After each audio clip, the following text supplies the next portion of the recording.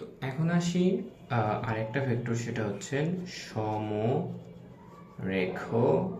Vector. দেখো, এর নাম দেখেই কিন্তু বোঝা যাচ্ছে সমরেখ, অর্থাৎ সমান বা একই রেখার উপর অবস্থিত। সাপোজ এটা একটা লাইন বা সরল রেখা বলতে পারো। তো এখানে একটা ভেক্টর আমি ডিফাইন করলাম এ বি। তাহলে এই এ বি ভেক্টরটা আসলে কি? এই সরল রেখার উপরে অবস্থিত। অর্থাৎ এই যে এ বি ভেক্টরটা আছে, এই বি ভেক্টরটাকে যেহেতু আমি মুভ করতে পারতেছি, যেমন এটা একটা কি স্বাধীন ভেক্টর, এইটাকে মুভ করে আমি এখানে নিচে নামে আনলাম, তাহলে এখানে একটা ভেক্টর হয়ে গেল। সেমভাবে এখানে যদি আরেকটা ভেক্টর রাখাই সিডি, সিডি কিন্তু আসলে আলাদা কিছু, আলাদা একটা ভেক্টর। তবে আমি কি করলাম, একই সরলরেখায় স্থাপন করলাম। তাহলে এ বি আর এই সিডি ভেক্টরটা কিন্তু একে অপরের কি সমরেখা ভেক্টর, অর্থাৎ একই রেখার উপর অবস্থিত। এটাকে হচ্ছেন সমরেখা ভেক্টর বলে। এর আসলে অবশ্যই সমজাতীয় হতে হবে, আর দিকটা একই দিকেও হতে পারে, আবার বিপরীত দিকেও হতে পারে, এটা আসলে কোনো দরকার নেই। এখানে হচ্ছে সমরেখ ভেক্টর মেইনলি বোঝাচ্ছে একটি সরলরেখার উপর যে কয়টি ভেক্টর থাকবে বা কোনো ভেক্টর থাকলে সেগুলো আসলে সমরেখ, অর্থাৎ একই সরল রেখার উপর অবস্থিত। তো এখন আসে হচ্ছেন আরেকটা ভেক্টর, সেটা হচ্ছেন একটা স্পেশাল নাম সঠিক ভেক্টর। সঠিক ভেক্টর, আচ্ছা, একটা সঠিক ভেক্টর, সঠিক একটা জিনিস সঠিক কখন বলবো, যখন এর কোনো নির্দিষ্ট কিছু আছে বা নির্দিষ্ট ভ্যালু আছে। এখন একজন মানুষকে ভালো মানুষ বলতে গেলে অবশ্যই তার কিছু গুণ দেখি, বা কিছু একটা আছে নাকি, তার ভিতর কিছু আছে নাকি, ভালো কিছু আছে নাকি, সেটা দেখে কিন্তু আমরা ভেক্টর মানে তাকে ডিফাইন করে যে সে ভালো কি মন্দ। তো এখানে সঠিক ভেক্টরের মেইন যে ডেফিনেশন, সেটা হচ্ছে যে ভেক্টরের, আচ্ছা, যে একটা ভেক্টর মনে করো এ ভেক্টর, যে ভেক্টরের মান শূন্য নয়, অর্থাৎ যে কোনো কিছু একটা মান আছে, 5 একক বলো, 10 একক বলো, 2 একক বলো, কিছু একটা আছে, একেবারে শূন্য না। তাহলে সঠিক ভেক্টর কি? যে ভেক্টরের মান শূন্য নয়, অর্থাৎ কোনো একটা ভ্যালু আছে, অবশ্যই আছে, তাহলে সেটাকে বলতে পারবো আমরা সঠিক ভেক্টর। তো সঠিক ভেক্টর যেহেতু শূন্য নয় নিয়ে একটা ভেক্টর তৈরি হয়ে গেল, তাহলে অবশ্যই শূন্য ওই লেখারে একটা ভেক্টর আছে, সেটাকে বলে হচ্ছে নাল ভেক্টর। নাল ভেক্টর কি? নাল, not Lal, null. Null vector যে ভেক্টরের মান কি হবে? শূন্য। এটার আসলে কেমন দেখতে বা কেমন, এটা আসলে একটা ডট হিসেবে চিন্তা করতে পারো। একটা দেখো, এই ডটের কিন্তু মান নেই আসলে, এত মানে স্মল একটা ডট, এই ডটের তুমি লেন্থটা হিসাব করতে পারতেছো না। তোমাকে তো আসলে এখানে ক্যালকুলেশন করতে দিয়ে অনুবীক্ষণ যন্ত্র দেবে না। তো আসলে এই ডটকে তুমি 10⁻�0 বা একদম খুবই ক্ষুদ্র ধরতে পারো। তাহলে অবশ্যই এই ক্ষুদ্র দৈর্ঘ্যে তুমি দৈর্ঘ্য মাপতে পারতেছো না ক্ষুদ্র একটা পয়েন্টের। আবার তুমি এখানে কিন্তু দিকটাও বলতে পারতেছো না যে আসলে জিনিসটা কোন দিকে আছে। তাহলে নাল ভেক্টরের আরেকটা অপশন হতে পারে, একটা হচ্ছে যে ভেক্টরের মান শূন্য, আরেকটা হতে পারে যে ভেক্টরের দিক বা দিক নেই বা দিকহীন ভেক্টর, কোনো দিকেই নাই। মানে এটা তুমি একটা ডট দ্বারা কি কোন দিকে বুঝবা আসলে, এদিকে যাচ্ছে না এদিকে যাচ্ছে না এদিকে যাচ্ছে, দিক বোঝার কোনো ওয়ে নাই। তাহলে নাল ভেক্টরের মান তো অবশ্যই শূন্য হবে এবং দিক থাকবে না, এর কোনো দিক নাই। তাহলে আশা করি সঠিক ভেক্টর আর নাল ভেক্টর ব্যাপারটা বুঝতে পারছো। এখন আসি একটা খুবই ইম্পর্টেন্ট ভেক্টর, সেটা হচ্ছে একক ভেক্টর। এখানে একটু ভাইয়ারা একটু মনোযোগ দাও, কারণ এটা দিয়ে অনেক মানে ম্যাথ করতে হয় মাঝে মধ্যেই। তো এটা যদি একটা সংজ্ঞায় আনি, সেটা হবে হচ্ছে ভেক্টরের কোন একটা ভেক্টরের মান যদি এক একক হয়, এক একক বলতে কি বোঝায়? আমরা যখন ছোটবেলায় ম্যাথ করতাম যে 10 জন শ্রমিক মিলে একটি কাজ করে, একটি কাজ করে, তাহলে একজন কত কাজ করে? 1/10 এতটি কাজ করে।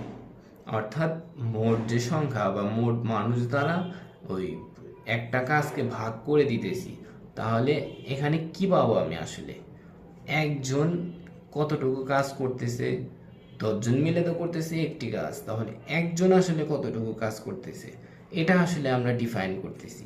তো এটা হচ্ছে একক, এক একক, অর্থাৎ একজন পার পার্সন কতটুকু করতেছে সেটা আমরা হিসাব করলাম। তো সেম হিসাব এই ভেক্টরের ক্ষেত্রেও আছে যে ভেক্টরের মান এক একক। এখন এক একক বলতে কি বোঝায়? মনে করো একটা ভেক্টর আছে, ভেক্টর এ, ভেক্টর এর সেট হচ্ছে 5i ক্যাপ। এই আই ক্যাপটা একটু পরে বুঝতে পারবা বা একটু নেক্সট লেভেলে বুঝতে পারবা। জাস্ট বুঝে রাখো যে এই ভেক্টরের মান 5 এবং আই ক্যাপ দ্বারা একটা নির্দিষ্ট দিক বোঝাচ্ছি। তুমি আই ক্যাপ আপাতত মাথায় রেখো না, তুমি জাস্ট এর এই সাইনটা বুঝে নাও। তাহলে দেখো এ ভেক্টর দ্বারা কি বলতেছে? 5i ক্যাপ, এই উপরে যে থাকে এটা হচ্ছে টুপি থাকে না, টুপি বা ক্যাপ, সেই চিহ্ন। তাহলে 5i ক্যাপ এই সম্পূর্ণটা একটা ভেক্টর রাশি, নট মান, ভেক্টর রাশি প্রকাশ করতেছে। এখন দেখো তুমি যদি বলো যে ভাইয়া তাহলে এর মান কত, তুমি দেখো ভেক্টরের মান ইকুয়ালস টু, আমি বললাম এইটা দিক, এইটা দিক হলে এটা কি? অবশ্যই মান, এটাই জাস্ট। তাহলে এ ভেক্টরের রাশি হচ্ছেন 5i ক্যাপ, আর এ ভেক্টরের মান কত? 5। এখন দেখো যদি আমি 5টা সেগমেন্ট তৈরি করি, 1 2 3 4 5, তাহলে এটা তো রাশি আর মান কত? 5। এই রাশিকে যদি আমি 5 এই মান দ্বারা ভাগ দেই, তাহলে কি যদি ধরো এখানে কয়টা ভাগ আছে? 1 2 3 4 5টা ভাগ আছে। এখন এই 5 দ্বারা যদি রাশিটাকে ভাগ দেই, তাহলে কি এই এতটুকু অংশের জন্য একটা রাশি পাবো, এতটুকু অংশের জন্য রাশি পাবো, এতটুকু অংশের জন্য রাশি পাবো। অর্থাৎ কি পাচ্ছি? প্রতি একক বা একজনের জন্য কতটুকু সেটা পাচ্ছি। তাহলে তুমি এখন আসলে আশা করি বুঝতে পারতেছো যে একক ভেক্টরকে আসলে এ ক্যাপ দ্বারা প্রকাশ করা হয়, এ ক্যাপ এ, আর এটাকে হচ্ছে ক্যাপ বলা হয়, একটু গ্রেটার দেন সাইন যেটা এরকম। তাহলে এ ক্যাপ আসলে কি? দেখো টোটাল আসছিল 5i ক্যাপ, যখন 5 দ্বারা ভাগ করছি তখন প্রতি ভাগে কত আসছে? 5i ক্যাপ ভাগ 5 সমান সমান i ক্যাপ। তুমি এখন দেখো এটা যদি i ক্যাপ হয়, এটা যদি i ক্যাপ হয়, এটা যদি i ক্যাপ হয়, তাহলে 1 2 3 4 5, 5টা জোড়া লাগালে 5i ক্যাপ, যা আমার প্রধান রাশি পাচ্ছি।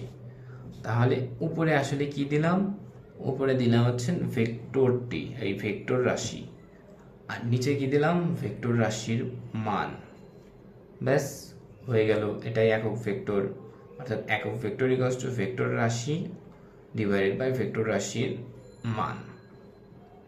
আর আরেকটা মেজর পয়েন্ট, যখনই দেখবা একক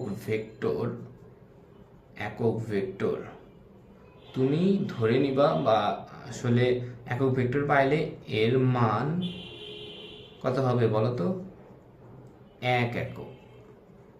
অর্থাৎ এখানে যদি আমি বলি যে A cap equals to A I plus B Z, তো এখানে একটু ক্যালকুলেশন আছে, দেখা যায় যে A square plus B square আসে। তো এটা আসলে এই এ ক্যাপের মান বোঝাচ্ছে। যেহেতু আমি একক ভেক্টর বলে দিছি, অবশ্যই এর মান কত হবে? 1। তুমি আসলে এটা দেখো না, এটা আপাতত দেখো না, এটা নেক্সটে বুঝতে পারবা। তো আমি বলতে চাচ্ছি যখন এই মানটা বলবে এক একক বা একক ভেক্টর, তখন মান বসায় দিবে 1। এতটুকু মাথায় রাখো আপাতত, অত কমপ্লেক্সে যাওয়ার দরকার নাই ভাইয়া, একটু রিল্যাক্সে পড়াশোনা করো। এখন আরেকটা ভেক্টর আছে, আরেকটা না দুইটা আছে। একটা হচ্ছে অবস্থান ভেক্টর। অবস্থান ভেক্টর কি? অবস্থান ভেক্টর। অবস্থান ভেক্টর কি?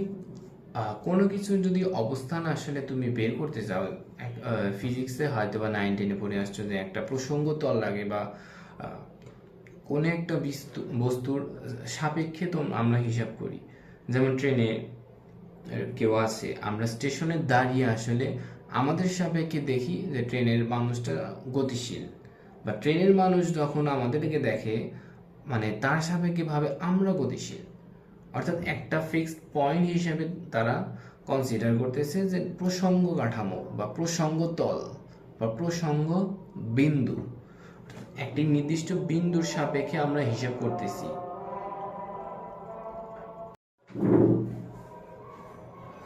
তো ভাইয়া যা বলতেছিলাম, অবস্থান ভেক্টর অর্থাৎ একটা প্রসঙ্গ কাঠামোর সাপেক্ষে কোনো একটা বিন্দুর অবস্থান নির্ণয়ের জন্য যে ভেক্টর ব্যবহার করা হয় সেটাকে হচ্ছে অবস্থান ভেক্টর বলে। সাপোজ এটা একটা এক্স ওয়াই অ্যাক্সিস, এটার মূল বিন্দু 0,0। এখন আমি একটা পয়েন্ট মনে করো যে পি পয়েন্টে একটা মনে করো নির্দিষ্ট ডিস্টেন্স গেছে বা দূরত্ব গেছে।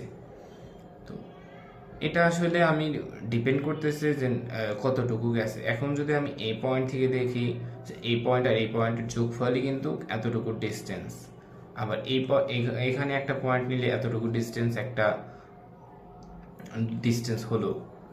আমি যাচ্ছি মূল বিন্দুর সাপেক্ষে কতটুকু গেছে, কতটুকু দূরত্ব অতিক্রম করেছে। ঠিক আছে, এই যখনই বলবো যে কতটুকু বা কোন এই বিন্দুর সাপেক্ষে এই বিন্দুর অবস্থান, জাস্ট যোগ করে দিবা, জাস্ট যোগ। আচ্ছা, তো এখন একটু ধারণা মনে হচ্ছে না যে আদিতে হয়তো বা মূল বিন্দুতে ছিল, ধীরে ধীরে ধীরে ধীরে একটু সামনের দিকে এগোছে, তাহলে অবশ্যই দিক কোন দিকে হবে? এদিকে। আর এখানে তাহলে কি হইতেছে যে একটা প্রসঙ্গ কাঠামো বা একটা প্রসঙ্গ বিন্দুর সাপেক্ষে, প্রসঙ্গ বিন্দু কি এটা 0,0, এই বিন্দুর সাপেক্ষে অপর একটি বিন্দুর যে অবস্থান নির্ণয়, অবস্থান বলতে কি বলতেছি যে হ্যাঁ এই মূল বিন্দু থেকে এতটুকু দূরত্বে এই পি বিন্দুটি অবস্থান করতেছে।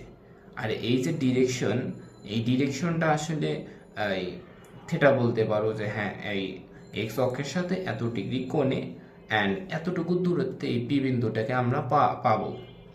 তাহলে কি বোঝায়? একটা অবস্থান পাইতেছি যে হ্যাঁ মূল বিন্দু থেকে এতটুকু দূরে অ্যান্ড এত ডিস্টেন্স বা এত অ্যাঙ্গেলে গেলে আমি পি বিন্দুটা পাবো। তাহলে আসলে এটা কি একটা প্রসঙ্গ বিন্দুর সাপেক্ষে একটা বিন্দুর অবস্থান ভেক্টর, অবস্থান দেখতেছি। এখানে আরেকটা মজার বিষয় আছে, অবস্থান ভেক্টর কেন, জাস্ট অবস্থান না কেন? তুমি আসলে বুঝতে পারছো আশা করি যে এতটুকু মান ও থেকে পি, যে হ্যাঁ তুমি সাপোজ ও থেকে পি একটা দূরত্ব, আমরা যখন বৃত্ত আঁকাতাম কেন্দ্র থেকে একটা যে দূরত্বটা কি বলতাম, ব্যাসার্ধ। আমি যদি বলি যে মূল বিন্দু থেকে 5 একক দূরে তুমি কি করবা? একটা বৃত্ত অঙ্কন করবা। বৃত্ত অঙ্কন করলে বলবা যে ভাইয়া এখানে তো এই যে এই পয়েন্টটা 5 একক দূরে। তোমার এক ফ্রেন্ড বলবে না ভাইয়া এই পয়েন্টটা 5 একক দূরে। তাহলে একটা কনফিউজ লাগলো না? আমার তো বিন্দু আছে একটা পয়েন্টে, তুমি বলতেছো মাল্টিপল পয়েন্ট। মাল্টিপল পয়েন্টকে যদি আমি একটা পয়েন্টে ডিফাইন করতে চাই, অবশ্যই একটা নির্দিষ্ট দিক আছে বা নির্দিষ্ট অ্যাঙ্গেল বলে দিতে হবে। তো এই অ্যাঙ্গেলটা আসলে দিক বোঝাচ্ছে। তার মানে কি এর মানও আছে, দিকও আছে, সেই জন্য এই পয়েন্টটাকে অবস্থান নির্ণয় করা পসিবল বা অবস্থান ভেক্টর নির্ণয় করা পসিবল। তো আশা করি বুঝতে পারছো যে অবস্থান ভেক্টর কাকে বলে। একটি প্রসঙ্গ বিন্দুর সাপেক্ষে কোনো একটি বিন্দুর অবস্থান নির্ণয় করতে যে ভেক্টর ব্যবহার করা হয় তাকে অবস্থান ভেক্টর বলে। আচ্ছা, এখন ভাইয়া আসো সরণ ভেক্টর। সরণ ভেক্টর তোমরা 9-10-এ আসলে পড়ে আসছো না, যে একটা পয়েন্ট থেকে যাত্রা শুরু করলাম একটা পয়েন্টে আসলাম, এতটুকু তো আসলে আমি দূরত্ব অতিক্রম করেছি, যে বাসা থেকে বাজার থেকে খেলার মাঠ, আবার অন্য জায়গায় ফ্রেন্ডের বাসা, এরকম আসলে তুমি দূরত্ব অতিক্রম করছো। অ্যান্ড একজন ফিজিক্সের স্টুডেন্টকে তুমি যদি বলো আমার সরণ কত, সে বলবে এখান থেকে এখানে যোগ করে দাও, যতটুকু ডিস্টেন্স এতটুকুই সরণ, তোমার এখান থেকে সরণ হয়েছে। তো এখন আসতেছে, এটা কিন্তু আসলে একটা মান দ্বারাই প্রকাশ হয়ে যেত। এখন আসতেছি আমি ভেক্টর নিয়ে, সরণ ভেক্টর বলতেছি কি, যে একটা প্রসঙ্গ কাঠামোর সাপেক্ষে কোনো অবস্থান ভেক্টর, যে এটা একটা অবস্থান ভেক্টর, সেমভাবে এখানে একটা অবস্থান ভেক্টর থাকতেই পারে, যে কিউ হতেই পারে। প্রসঙ্গ কাঠামোর সাপেক্ষে একটা অবস্থান ভেক্টর এবং আরেকটা অবস্থান ভেক্টরের যে পার্থক্য বা মনে করো এটা কি বলে, R2 মাইনাস R1, যেটা যে পার্থক্যটা, সেটাই আসলে বোঝাচ্ছে যে সরণ বা সরণ ভেক্টর। তোমাকে যদি একটা চিত্রটা ড্র করে দেখাই, সাপোজ এটা ও পয়েন্ট, এটা পি পয়েন্ট, তো একটা বিন্দু এখান থেকে যেতে যেতে এই পয়েন্টে আসছে, তাহলে অবশ্যই কি এটা একটা অবস্থান ভেক্টর, যেটা মাত্রই বোঝালাম। এখন আপাতত এটা বাদ। এখন যদি আমি বলি যে এখানে একটা বিন্দু আসছে যেটার নাম কিউ, তাহলে তুমি একটা লাইন ড্র করবা এইদিকে, অ্যান্ড তুমি বলবা যে আসলে এই দিকে গেছে। হ্যাঁ, এটাও ট্রু যে ও থেকে কিউ, তাহলে এটা কি আসলে এটাও একটা অবস্থান ভেক্টর। এই দুই অবস্থান ভেক্টর আমি বলতেছি সরণ ভেক্টর কত। সরণ ভেক্টর হচ্ছেন ফাইনাল মাইনাস ইনিশিয়াল, অর্থাৎ শেষ অবস্থান ভেক্টর সরণ vector del R equals to R. সরণ ভেক্টরকে মনে করো আর দ্বারা প্রকাশ করা যায়, বা অবস্থান ভেক্টরকে আর দ্বারা প্রকাশ করা যায়। তাহলে আর ফাইনাল মাইনাস আর ইনিশিয়াল। দেখো আর ফাইনাল কোথায় গেছে, যখন ও থেকে পিতে তো একবার গেছে, এখন আর একটা পয়েন্ট আসছে ও থেকে কিউ, তাহলে অবশ্যই এটা হচ্ছে ফাইনাল পয়েন্ট। ফাইনাল পয়েন্ট কি, O Q minus initial point কত, ও পি ভেক্টর। এটা কি আসলে সরণ ভেক্টর। তো এই সরণ ভেক্টরটা দেখো ও কিউ মাইনাস ও পি, তাহলে কি দেখা যাচ্ছে যে O Q minus O P, অর্থাৎ ও কিউ বড়। দেখো যদি আমরা আসলে মাইনাস করি, 6 মাইনাস 5 করলে পজিটিভ, অ্যান্ড 5 মাইনাস 6 করলে নেগেটিভ। তো এখানে যদি আমি আসলে এটা তো এমনি দিছি, তো এখন চিত্র দেখে আসলে বোঝা যাচ্ছে যে ও কিউ বড়, ও পি ছোট। তো যদি এটাই হয় O Q greater than O P, তাহলে অবশ্যই মানটা কি আসবে, পজিটিভ।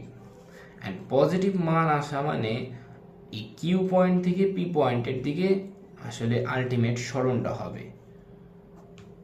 অর্থাৎ এইটা যা পাইলাম এটা হচ্ছে ডেল আর, তাহলে এটা হচ্ছে আর ফাইনাল ছিল, এটা হচ্ছে আর ইনিশিয়াল ছিল। অর্থাৎ আর ফাইনাল থেকে যখন আর ইনিশিয়ালে এখানে ছিলাম, আর ফাইনাল এখানে ছিলাম, যখন আমাকে এই সরণ ভেক্টর বের করতে বললো যে এদের অবস্থান ভেক্টরের সরণ কত, তখন আসলে এই যে আর ফাইনাল মাইনাস আর ইনিশিয়াল করলাম।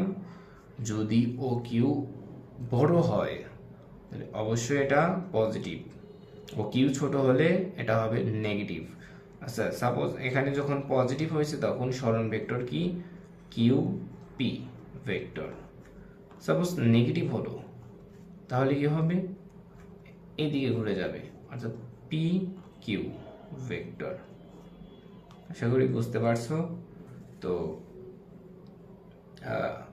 আরেকটা ভেক্টর সেটা দেখাই দেই, সেটা হচ্ছে বিপ্রতীপ। বিপ্রতীপ বিপ্রতীপ ভেক্টর কাকে বলে? বিপ্রতীপ একটা সিম্পল একটা লাইনে জেনে নাও। সাপোজ একটা ভেক্টরের মান মনে করো 7, এই ভেক্টর যেটার নাম হচ্ছে 7i। এখন এর বিপ্রতীপ ভেক্টর কি হবে? যে মনে করো যেটাকে বি ভেক্টর ডিফাইন করলাম, D vector equals to 1/7 into I, অর্থাৎ মানটা চেঞ্জ হবে জাস্ট। এই আই ক্যাপ জে ক্যাপ কখনোই কিন্তু নিচে দেওয়া যাবে না, এটা আসলে একটা দিক বোঝাচ্ছে। তো যখন বিপ্রতীপ বলবে তুমি জাস্ট উল্টা করে দিবা, যে 7 থাকলে 1/7 হচ্ছেন এইটার বিপ্রতীপ। আমি যদি 5 থাকে 1/5, আবার এখানে যদি 1/5 থাকে তাহলে এটার বিপ্রতীপ আসলে কি হবে? 5। তো আশা করি বুঝতে পারছো। অ্যান্ড নেক্সট ডে ভেক্টরের যোগ বিয়োগ নিয়ে ভিডিও দেবো ইনশাল্লাহ। তো ঠিক আছে, আসসালামু আলাইকুম।